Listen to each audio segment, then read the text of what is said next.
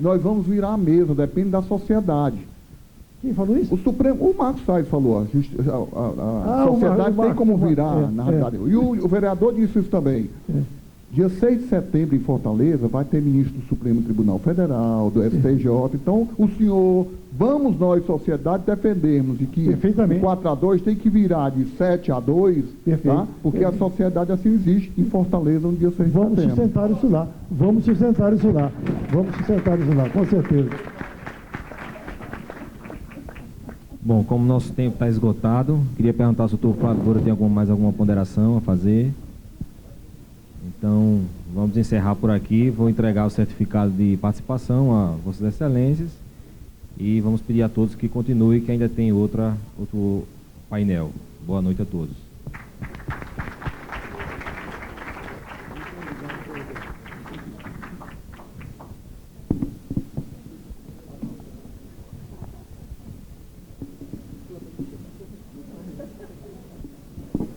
Agradecemos aos participantes deste painel e encerrando as palestras deste seminário.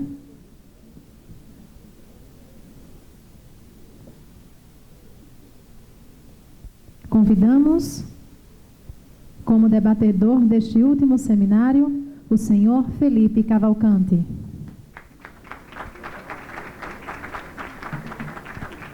Como moderador, convidamos o presidente da OAB Alagoas, Dr. Nivaldo Barbosa Júnior. Para tratar sobre a lei da multipropriedade, convidamos a advogada doutora Maia Garcia. Antes de darmos início a esse painel, gostaria de convidar o presidente da ADEME, Dr. Jubson Shoa, e o vice-presidente, Dr. Luiz Henrique Coelho, para prestar uma homenagem ao senhor Felipe Cavalcante por todos os serviços prestados ao setor do mercado imobiliário.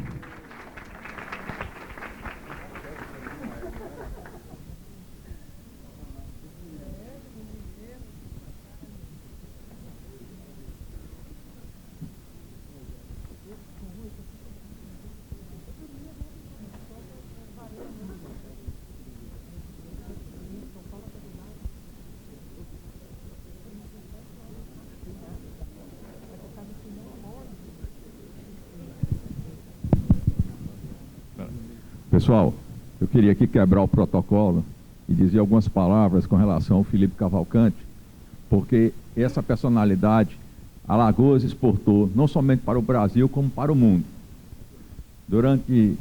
O Felipe, inclusive, foi presidente da ADEME, não sei se vocês sabem, mas foi presidente também da ADEME, e desde quando presidente da ADEME, já se mostrava uma pessoa muito diferenciada, porque se dedicar às instituições, se dedicar a uma causa, é muito fácil quando você é remunerado para isso. Mas quando, ao contrário, você dedica o seu tempo gratuitamente, muitas vezes, inclusive, com prejuízo dos seus negócios pessoais, particulares, para defender um setor, e ainda mais ele fez, porque ele criou um setor que é o imobiliário ligado ao turismo. Então, essa homenagem que nós aqui, de forma singela, fazemos ao Felipe, eu acredito que ele realmente merece muito mais, e apenas aqui nós simbolizamos com isso, Felipe, o agradecimento que o setor em Alagoas tem por você, e fazer votos para que você, depois que agora deixou a Dito Nacional, fique conosco aqui 100% do seu tempo. Parabéns, Felipe. Bom, só para também prestar essa homenagem, dizer que isso foi levado a uma reunião nossa de diretoria, Felipe, por unanimidade, foi concedida essa placa em homenagem a esse belíssimo trabalho que você prestou na ADEME, pela criação da ADIT, que foi uma criação do Felipe, e durante esses 13 anos o que ele fez pela ADIT, ela passou a ser a ADIT Brasil e realmente chegou ao mundo. Eu mesmo tive a oportunidade de fazer uma viagem a Portugal e a Espanha, ainda presidente da ADEME em outros mandatos, que eu fui, depois que Felipe foi presidente, eu assumi posteriormente a ele, e assim, foi uma viagem onde ele já mostrava o prestígio que ele tinha internacionalmente. Fomos muito bem recebidos, inclusive o governo do estado foi convidado por ele, foi muito bem recebido lá em Portugal e na Espanha pelo Filipe. Me lembro, a época era o primeiro mandato do governador Teotônio Vilela e ele ficou encantado com a desenvoltura e com o conhecimento que o Filipe já tinha naquela época. Filipe, parabéns.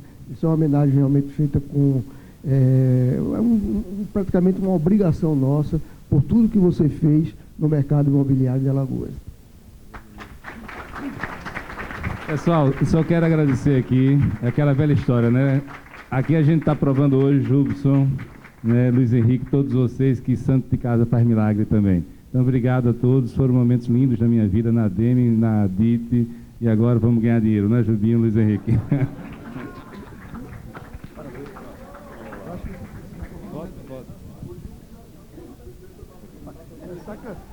Eu preciso tirar foto aqui.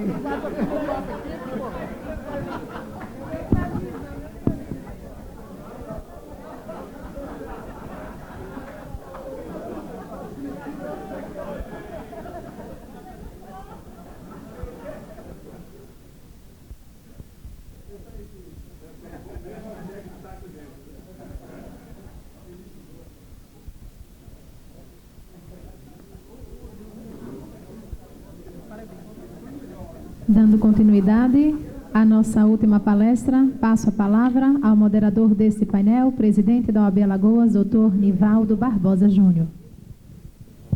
Boa noite a todas e a todos. Já viram que começou bem aqui o negócio, né? Já me colocaram logo do lado de dois gigantes, mas eu estava com o Jutsu aqui perto para poder fazer o contraponto.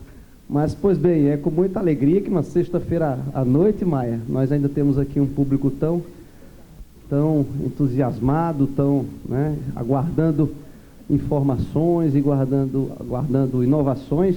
Filipe, nosso debatedor, né, e nossa apresentadora, não é isso?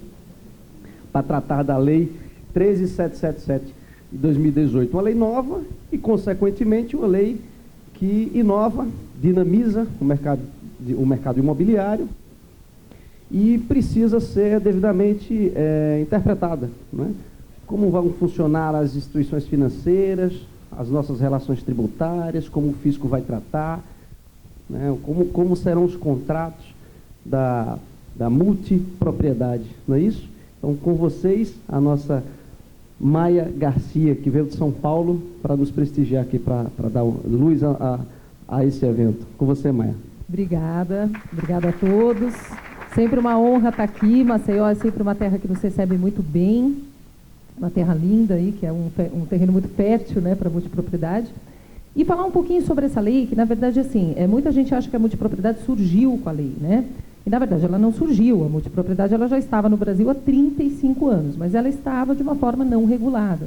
Então, o que significa isso? Muita gente resolvia com o que tinha para hoje, que era a constituição de um condomínio ordinário dentro de um condomínio edilício, tentando se regular na medida do possível, através de uma convenção, através de regulamentos internos.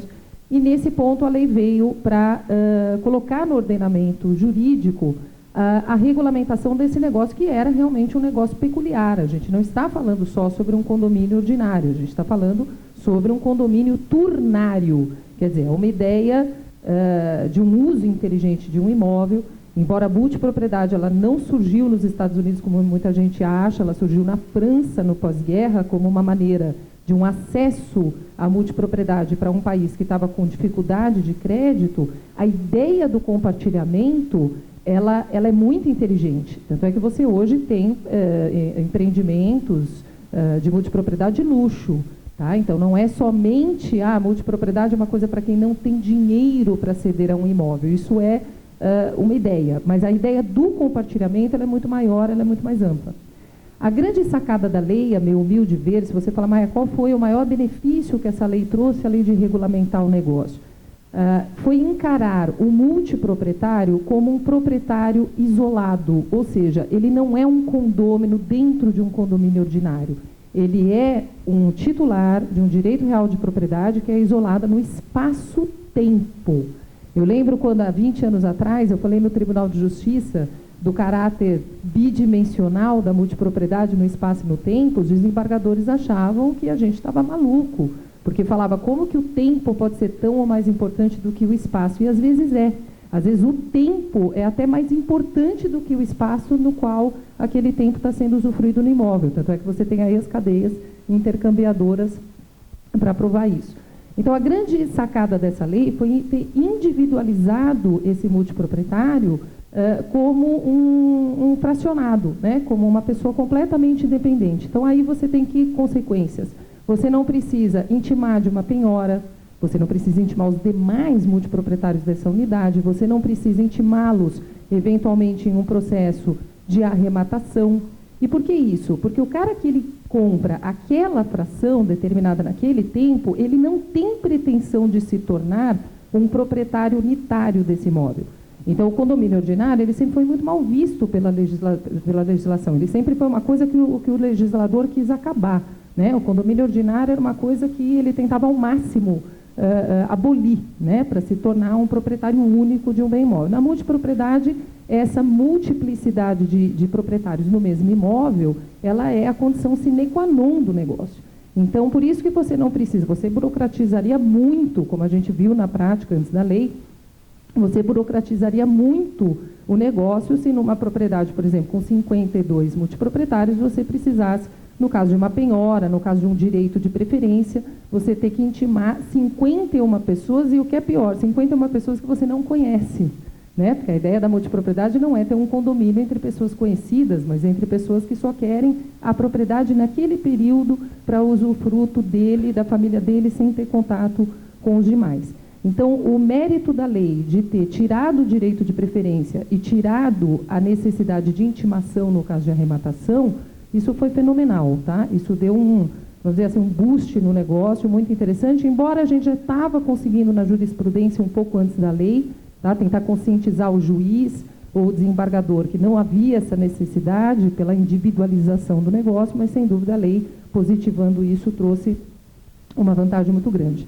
Uma outra grande sapiência da lei, isso a gente bebeu da lei americana, foi a questão da inadimplência. Quer dizer, você pode tentar resolver a inadimplência de uma maneira mais inteligente, qual seja, o multiproprietário ele está inadimplente, você pode impedi-lo de utilizar aquele imóvel no período que ele teria atribuído o uso exclusivo daquele imóvel, e você pode pegar essa semana, né, esse período, a gente chama de semana, porque efetivamente esse período é um período de 7 dias, para locar esse período e com isso você fazer o caixa para poder abater ou até mesmo quitar o débito dele.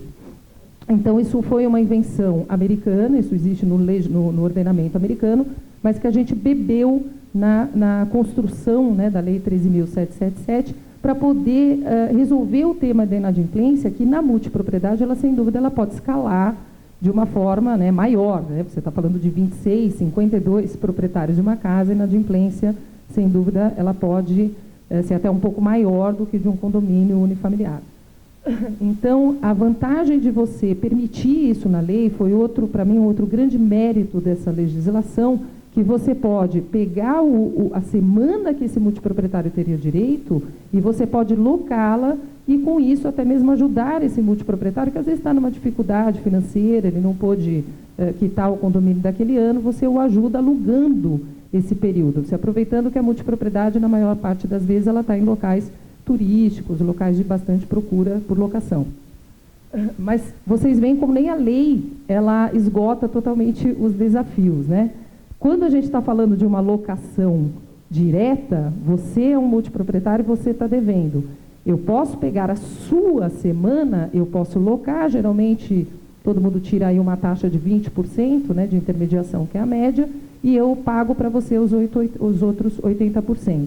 Se esses 80% vão quitar o débito ou não, eu posso usar esses seus 80% para quitar o seu débito. Se houver uma sobra, eu te pago. Se você continuar devendo, aí você fica com o seu saldo devedor bastante reduzido. O problema qual que é? Na hora que a gente fala de pool de locação. Por quê? Na hora que a gente pensa em pool de locação, vocês concordam comigo que não é uma locação face-to-face, não é uma locação direta? Você fala no quê? Na participação daqueles que usufruíram, né, que disponibilizaram o seu imóvel para o pool de locação, você vai participar desse resultado. O que vocês veem aí de dificuldade? Se o cara é dono de um imóvel único e ele disponibiliza esse imóvel num pool de locação, tudo bem, ele vai ganhar conforme a própria oscilação, né, do mercado, da procura, da demanda, né, de interessados. Quando você fala em pool de locação em multipropriedade, você concorda comigo que o cara de Réveillon, ele traz esse pool para cima e o cara que tem uma semana de baixa temporada, ele sempre vai trazer esse pool para baixo? Então, ou seja, você é proprietário de uma semana de Réveillon, você pagou mais caro por essa semana de Réveillon. Eu tenho uma semana de baixa temporada, que é uma semana, né, um pouco menos procurada, um pouco menos apreciada. Se nós dois tivermos, se o pool de locação nos tratar como proprietários idênticos, você sempre vai jogar esse pool para cima e eu sempre vou jogar esse pool para baixo. Ou seja, você vai ficar muito mais infeliz com essa proposta do que eu. Então, veja como a lei, mesmo prevendo a possibilidade de locação, veja como o pool de locação por uma bandeira hoteleira na multipropriedade, ela ainda oferece um desafio que ainda não foi abarcado pela lei. Então, o que tem sido feito na prática? O que a gente vê tanto no Brasil quanto no exterior? Ou você pensa em pools ponderados de locação, isso é uma coisa muito diferente no Brasil, que as pessoas não estão muito acostumadas, ou seja, você dá um peso nessas semanas, ou seja, a pessoa que tem uma semana de Réveillon, ela vai ter um peso, uma participação nesse rendimento diferente do que uma pessoa que tem uma semana em baixa temporada.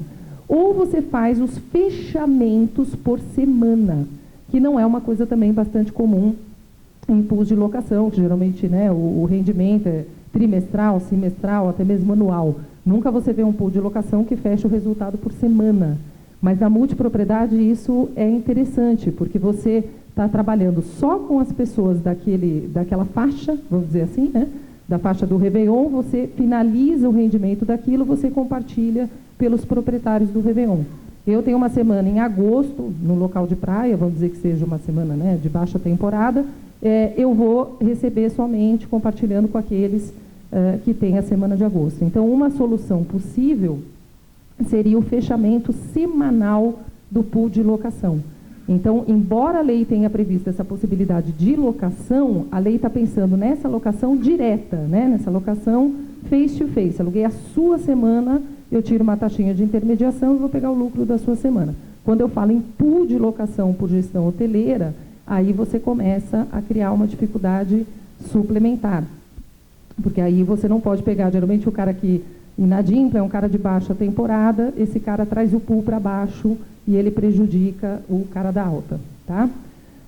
Uma outra questão que também é interessante é a questão da votação. Né? Como é que você pensa na votação, a participação desse multiproprietário nas assembleias? Isso é um tema bastante interessante, porque a maioria desses multiproprietários ele não reside nesse empreendimento. Né? Ele está lá porque ele tem um período, tal, ele não está lá no período da assembleia. Então, geralmente, o que você pode fazer? A gente previu na lei a possibilidade da votação remota, ou seja, ele pode votar remotamente por programas de votação online, por programas até mesmo de participação, embora eu não sei se a tecnologia chegou a isso, mas de participação presencial, como um webmóvel, um Skype, alguma forma de votação não presencial. E isso se justifica muito na multipropriedade exatamente porque a pessoa não está lá, a ideia dela, ela não mora naquele local. E isso fomenta a participação, uma maior democratização, né, dessa participação do multiproprietário nessas decisões. Então, hoje existem programas de votação online, é muito interessante, o nosso tem um programa desse, é quase como uma votação americana, né? Você tem um período que você pode votar, as assembleias duram quase 5 minutos, porque esses programas eles acabam somando esses votos e isso traz realmente uma participação muito maior. Você pode prever um voto per capita, ou seja, o multiproprietário ele vota por cabeça, ele não vota por unidade. Sim, você pode prever.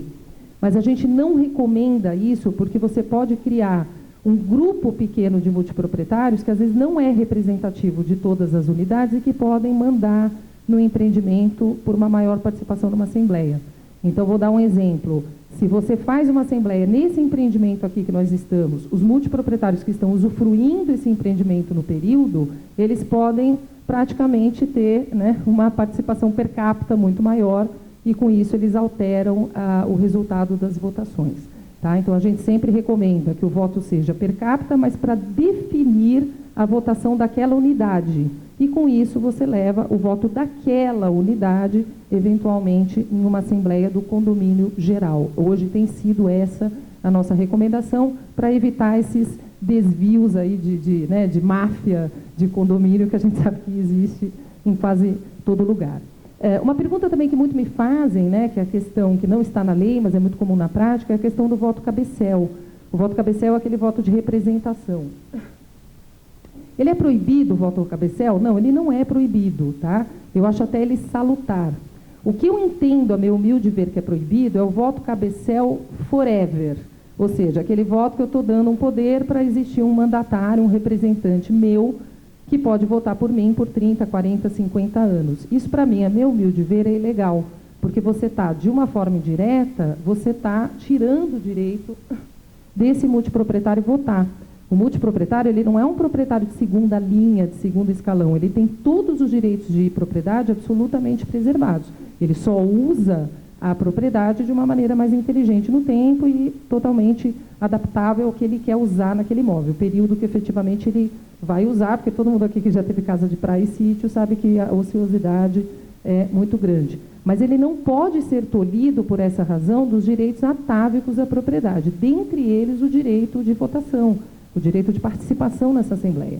Então, o voto cabecel, ele é proibido, ele é ilegal? Não, ele não é ilegal, mas ele tem que estar dentro de uma razoabilidade. Você, nos 5 primeiros anos de empreendimento, você vai ter a administradora votando por você, tudo bem, até razoável. Com 5 primeiros anos, você não sabe, né? Você ainda está se assenhoreando um pouco de onde você está. Eu entendo, isso é uma opinião minha e respeito quem discorde, mas voto cabecel, que o cara vota por você por 50 anos, a gente está falando já de timeshare. Aí a gente não está falando de multipropriedade, a gente já está falando de outro tipo de negócio, mas a meu humilde ver, ele não pode estar tolhido. Voto cabecel, ele pode sim ser o seu representante na Assembleia, mas para levar o seu voto efetivamente para a Assembleia. Mas ele tem que colher o que aquela comunidade de multiproprietários efetivamente quer. Tá? Mas ele não pode decidir por ela por um período tão elastecido no tempo, embora eu saiba que essa seja a prática que esteja ocorrendo no país, a gente não desconhece disso. Tá? E eu sempre falo para os meus clientes que a melhor coisa do mundo é você saber o que a sua comunidade quer. Então, por exemplo, eu tive um exemplo prático de uma comunidade que a gente descobriu através de um BI, que a maioria dos multiproprietários tinha um pet. Né? Hoje quase todo mundo tem um cachorro pequenininho que pode ser levado. A administradora